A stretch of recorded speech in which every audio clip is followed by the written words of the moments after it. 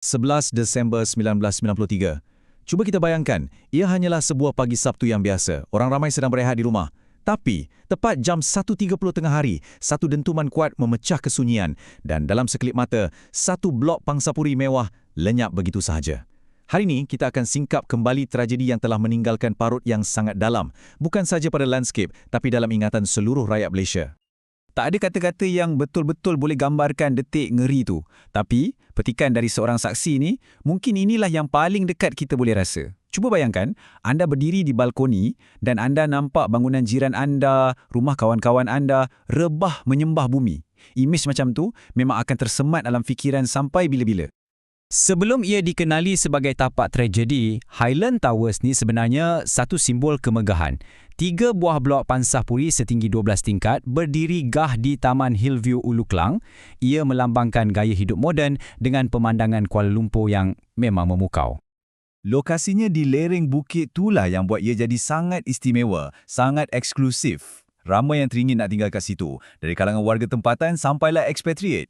Tapi, di sebalik semua ketenangan dan keindahan tu, lereng bukit yang sama sebenarnya menyimpan satu risiko besar, satu bahaya yang tak siapa sangka akan mengubah segalanya. Sebenarnya, tragedi ini tak datang tiba-tiba. Alam dah bagi petunjuk, dah bagi amaran. Selama 10 hari sebelum tu, hujan turun tak berhenti-henti, membuatkan tanah di situ tepu dengan air. Lepas tu, beberapa hari sebelum kejadian, penduduk mula perasan ada rekahan pada dinding dan jalan raya. Itu tanda-tanda fizikal tanah sedang bergerak. Dan semua petanda ni memuncak pada jam 1.30 petang dengan satu bunyi dentuman yang amat-amat dahsyat. Dan kemudian, berlakulah detik yang paling ditakuti. Sesuatu yang tak pernah terbayang oleh sesiapa pun. Dalam sekelip mata sahaja, Blok 1 Highland Towers tinggal nama. Jadi apa puncanya? Puncanya ialah satu gelongsoran tanah yang sangat besar. Hujan lebat yang berterusan tu dah menyebabkan tekanan air bawah tanah jadi terlalu tinggi. Ini menyebabkan cerun di belakang bangunan tu gagal berfungsi. Tanah yang runtuh tu terus merempuh dan hancurkan tembok penahan sebelum dia meranapkan tapak asas Blok 1. Habis. 48. Ini bukan sekadar nombor.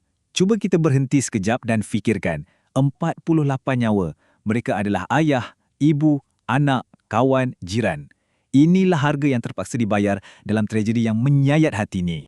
Dalam masa beberapa minit je, kawasan yang tadinya tenang dan damai dah bertukar jadi macam zon perang. Misi utama sekarang cuma satu, berlumba dengan masa untuk cari mangsa yang mungkin masih hidup di bawah ribuan tan konkrit dan runtuhan tanah.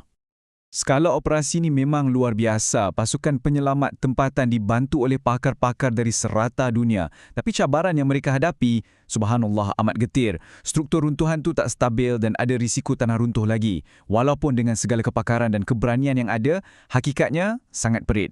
Cuma 3 orang sahaja yang berjaya diselamatkan hidup-hidup dan ketiga-tiganya ditemui dalam 24 jam pertama. Kita selalu dengar kisah mangsa kan? Tapi petikan ni mengingatkan kita tentang sisi lain tragedi ni. Beban emosi yang dipikul oleh para penyelamat. Mereka berdepan dengan pemandangan yang tak mungkin dapat dilupakan. Parut tragedi ni mereka bawa pulang bersama. Okey, bila debu bencana dah mula reda, persoalan yang lebih besar pun mula timbul. Siapa yang patut bertanggungjawab? Macam mana dengan mereka yang terselamat? Bagaimana mereka nak teruskan hidup dengan trauma yang begitu mendalam? Bagi mereka yang terselamat, mimpi ngeri itu tak pernah berakhir. Setiap kali hujan lebat, setiap kali awan gelap, debaran dan ketakutan tu datang balik. Pada masa yang sama, perjuangan untuk menuntut keadilan di mahkamah pula memakan masa lebih 10 tahun. Bayarkan, satu perbicaraan yang sangat kompleks menyaman 10 pihak yang berbeza dari pemaju sampailah ke pihak berkuasa tempatan. Akhirnya, pampasan dipersetujui tapi ia adalah satu penutup yang pahit untuk sebuah episod yang penuh duka. Kesan tragedi ni sebenarnya jauh lebih besar daripada mangsa dan keluarga mereka. Highland Towers ni dah jadi macam satu loceng penggerak untuk seluruh negara.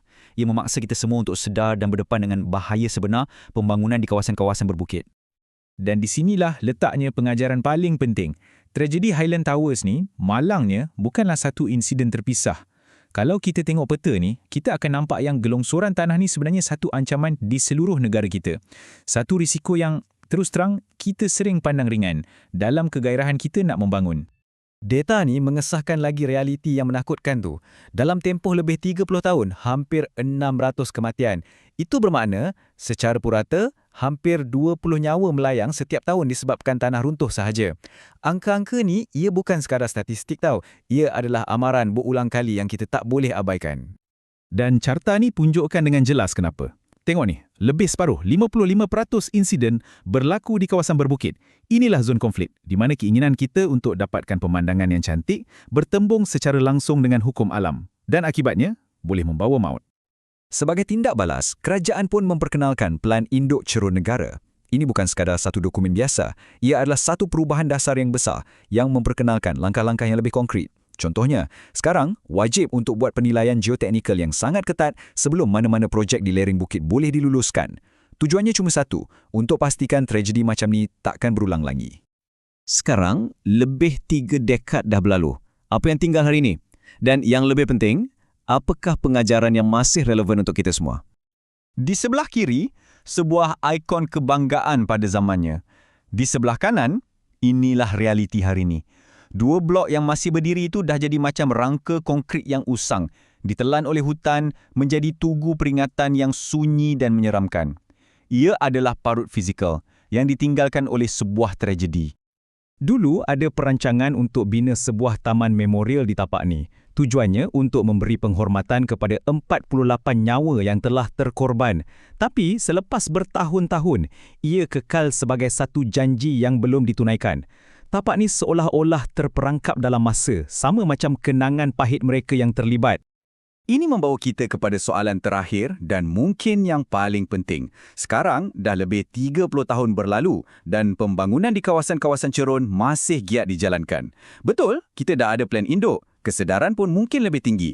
Tapi, adakah kita semua sudah benar-benar belajar dari sejarah? Ataupun kita hanya menunggu bencana seterusnya berlaku untuk mengingatkan kita semula tentang pengajaran yang amat menyakitkan ini? Fikir-fikirkanlah.